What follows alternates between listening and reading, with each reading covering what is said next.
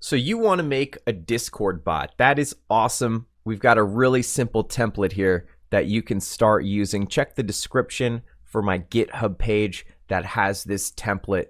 The instructions for setting up the bot for development will be on the README of the GitHub page, so you can go there and read how to get that set up. But then you're going to have this file called bot.js, and this is going to be where all of the magic happens. So you can open up that file and it's going to look like this. You'll see that we have a function called bot, and that is what is going to run our bot. And then we're instantiating this Discord client. And so we're using discord.js, which is this really awesome library that lets you interact with the Discord API. And once we have this bot object, we can run these methods on the object that let us interact with different events that are happening on Discord. So we're going to create a bot. It's going to be on a channel responding to messages. So they have this cool method here called on, and you can choose what events you will react to. So we want to react to message events. Anytime somebody types a message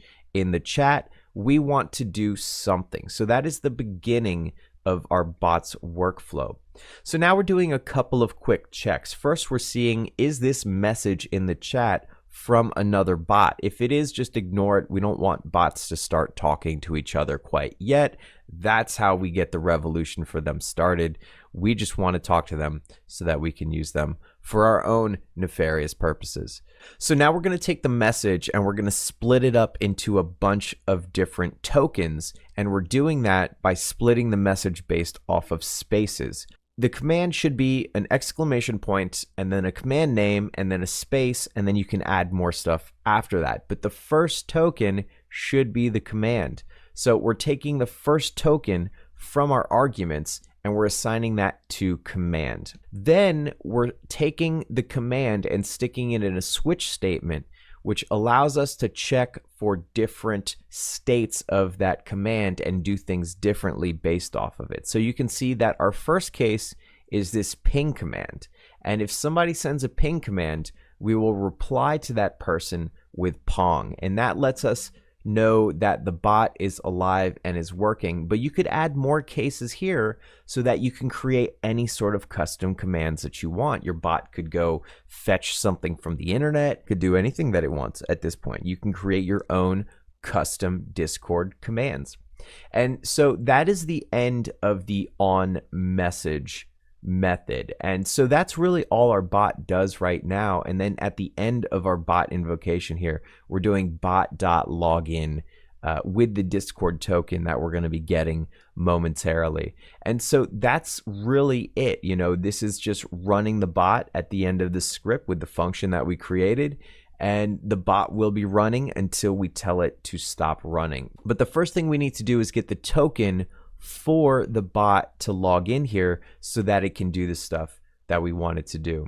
So to do that, well, we'll see here, I have my Discord server set up and there I am logged in, Mr. PowerScripts. But now we need to make an application for our bot to live in. So all you have to do is go to discordapp.com/developers, and then you have this application here at the top.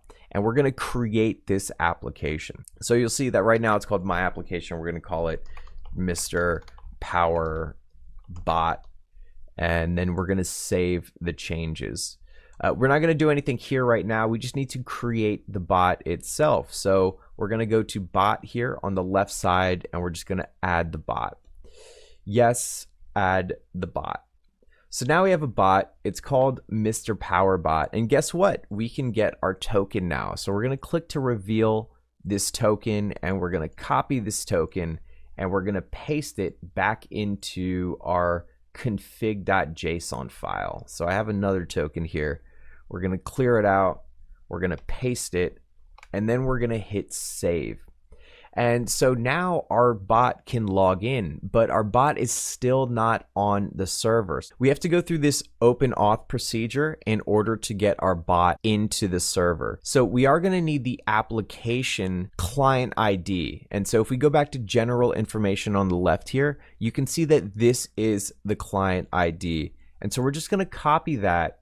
And there's this special URL that you need to go to in order to authorize the bot to join the server. So I'm going to put this link in the description, but it's also going to be on the repo, so you can check out the repo. But I'm just going to take my client ID and I'm going to paste it in here where it says client ID. And now I'm going to copy this and we're just going to put this into a web browser like so. And now it's going to ask me, do I want to add it to a server? And I've zoomed in a bit here so that you can see it. Let me zoom out and you'll see that it's asking to add a bot to a server, and I'm going to tell it to join the Mr. PowerScripts server, and that's it. And then I can authorize it to join.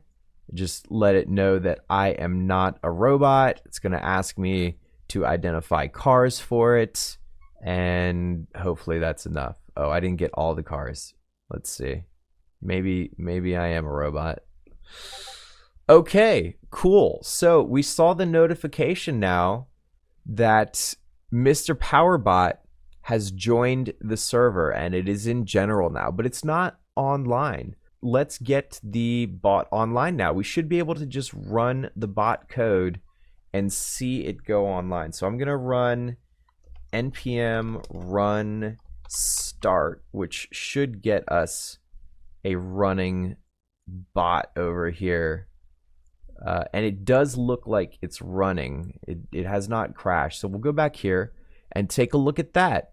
Our bot, Mr. Powerbot, it's even identified as a bot, is now in the chat. So I should be able to send some commands to the bot using the regular notation. So if I type ping without the exclamation point, it's going to know and it's going to ignore that. But if I type exclamation point ping, you'll see that our bot has respond, adding me, and then saying pong. So it replies directly to me.